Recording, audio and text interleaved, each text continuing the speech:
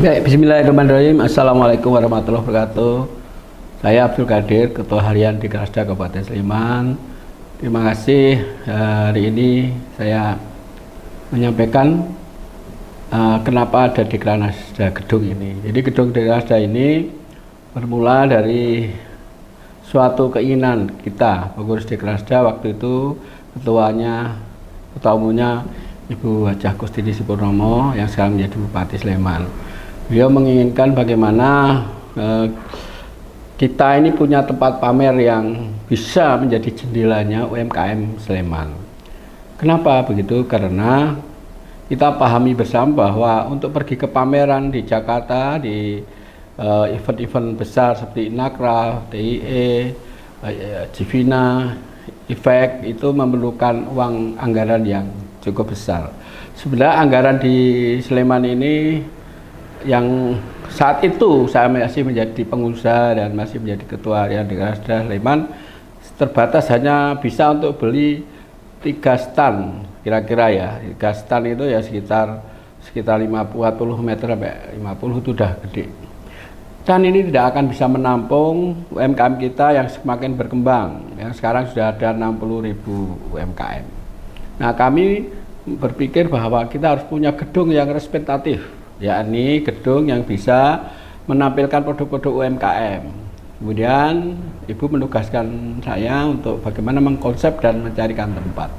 Kemudian kita cari tempat. Gedung ini dulu adalah gedung pramuka. Kemudian gedung pramuka kita minta matur Pak Bupati saat itu untuk kita minta fungsinya dirubah menjadi gedung di Krasda ini. Kemudian gedung pramuka berpindah tempat.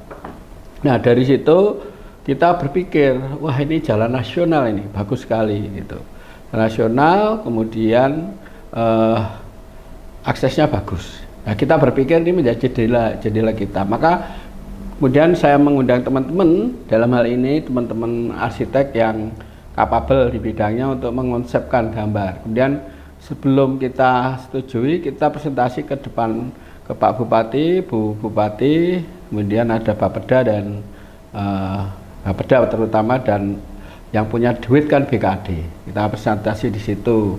Gedung ini kita presentasikan ada 4 lantai. Lantai 1, karena ini tanahnya 2000 meter. 2000 meter, 1000 dibangun, 1000 untuk fasilitas parkir, basement, dan ada musola di bawah. Dan di lantai 2 ini, lantai 2 adalah lantai 1, karena basement yang satu tadi, ini untuk barang-barang berat yang lantai 1, Pak. Misalnya furniture, barang-barang yang berat, patung, dan seterusnya.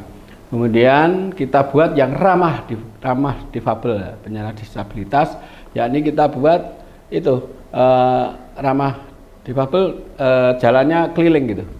Keliling mengelilingi ini di pinggirnya sampai ke lantai 4. Dan konsep ini kita ambil juga biar ramah dengan pengrajin, kalau bisa tetap terang, green ya, green. Maka banyak sirip-sirip itu, banyak ventilasi kita buat gitu. Kemudian semua orang kalau mau ke lantai 1, lantai 2, lantai 3 bisa lewat tangga, bisa lewat jalan tadi yang untuk difabel, kemudian bisa melihat produknya. Dan lantai 2 kita buat untuk ini ada batik, ada kerajinan tas dan seterusnya, dan ruang pengurus. Kemudian naik ke lantai 3. Lantai 3 ada showroom juga dan ada ruang pelatihan, kantor pelatihan UMKM, pelatihan program-program, pelatihan digital marketing. Kemudian lantai 4 kita punya rooftop yang kita nanti buat untuk para anak-anak muda yang startup, membuat kopi, membuat bisnis-bisnis yang bisa juga untuk kafe. Nah, alhamdulillah gedung ini terrealisasi dengan multi-years 2 tahun APBD 2 tahun, kemudian finishing. Setelah itu di awal 2000, di akhir ya 2019 18-19 kita mulai jadi, mulai kita tata dan kita mulai buka gedung ini. Dan 2020 malah ini terjadi COVID, sehingga tidak maksimal, sehingga kita buat digital, semuanya serba digital lah, serba online begitu sampai 2020 2021. Nah, setelah itu aktif Pak untuk latihan-latihan para pelatihan. Dan perlu saya jelaskan, latihan-latihan yang ada di gedung-gedung itu bisa dipakai siapa aja. Dari para UMKM, dari siapapun mau pelatihan-pelatihan. Karena gedung ini dibiayai oleh APBD, tentu saja kita tidak memungut biaya.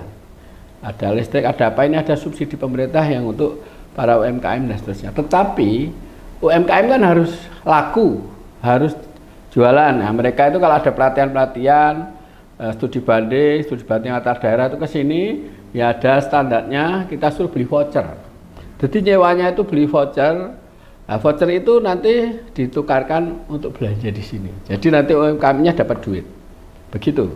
Jadi sampai sekarang karena ternyata yang pakai banyak, biar tidak usah ketua harian itu tanda tangan terus untuk menyetujui, maka dibuat kemarin di launching Siti Kelola. Jadi bisa melewati online, para pengguna pemakai bisa melalui Siti Kelola untuk memakai gedung ini, fasilitas gedung ini.